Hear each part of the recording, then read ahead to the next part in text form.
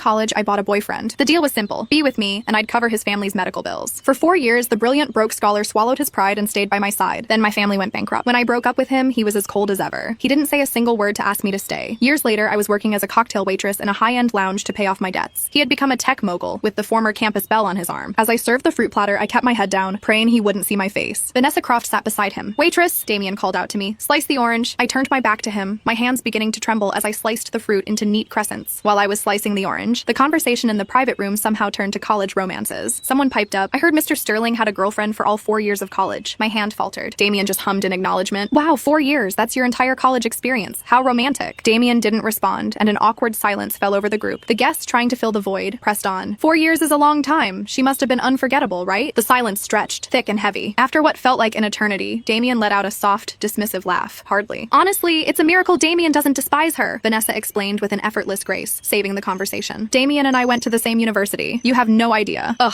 I felt so bad for him back then. If his ex hadn't been in the way, do you really think it would have taken us this long to get together? Of course, Vanessa, you're a huge star now. No matter how great his ex was, could she ever compare to you? The mood in the room instantly lifted. I tugged the brim of my cap lower, desperate to just disappear. The fruit knife slipped, slicing my finger. A sharp hiss of pain escaped my lips, drawing the attention of the table. "What's wrong with you?" Vanessa complained, her voice sharp with annoyance. "Can't you even cut a piece of fruit?" "I'm so sorry. I'll get you a fresh platter." I snatched the plate, ready to flee. "Wait!" Damien's voice stopped me in my tracks. Each word was slow, deliberate. "Turn around." My feet felt nailed to the floor. 1 second, 2. My manager, sensing trouble, rushed over. "My apologies, everyone. She's new, still learning the ropes. The fruit platters are on the house tonight." She shot me a pointed look. "What are you waiting for? Go get a new one." It was the escape I needed. Later, my manager, a kind woman named Sarah, pulled me aside. "You need to be quicker on your feet next time," she said gently. "We were all new once, but a complaint from that room and you'd be working tonight for free." "Thank you, Sarah. Don't mention it. Just be extra careful with the VIP room. They're all heavy hitters, especially the youngest, most handsome one in the middle. He's the founder of a huge tech startup. He's not someone we can afford to cross." "Sarah," I'm a little shaken up. "Could you possibly take the new platter in for me?" "Sure thing." I let out a breath I didn't realize I'd been holding. If there was one person in the world who had already crossed Damien Sterling beyond forgiveness, it had to be me. I was the ex he was talking about, the one it was a miracle he didn't despise. At 4 a.m., my shift was finally over. I was the last to leave. A coworker, thinking the building was empty, had already shut off the main lights and the elevators. I jabbed at the elevator button in frustration, hoping to bring it back to life. "You should probably call someone." Damien's voice echoed from the darkness behind me. I froze, then mechanically called my coworker. The elevator whirred back to life. Damien and I stood in the cramped space, the silence deafening. "Working this late?" His voice was low yet distinctly clear in the confined space. "Yeah, waiting for the last guest to leave." I stared at the closed elevator door. "The pay? Is it good?" he asked hesitantly. "It's okay." I kept my head down, the cap hiding my face. He didn't seem to recognize me. He chatted idly for a moment, then glanced at his watch. "This elevator is painfully slow. My girlfriend is probably getting impatient. She's very clingy, you know. Loves to be doted on." My heart clenched. He was talking about Vanessa. "What about you?" he continued. "You get off this late. Doesn't your boyfriend come pick you up?" "I live close by." The elevator dinged.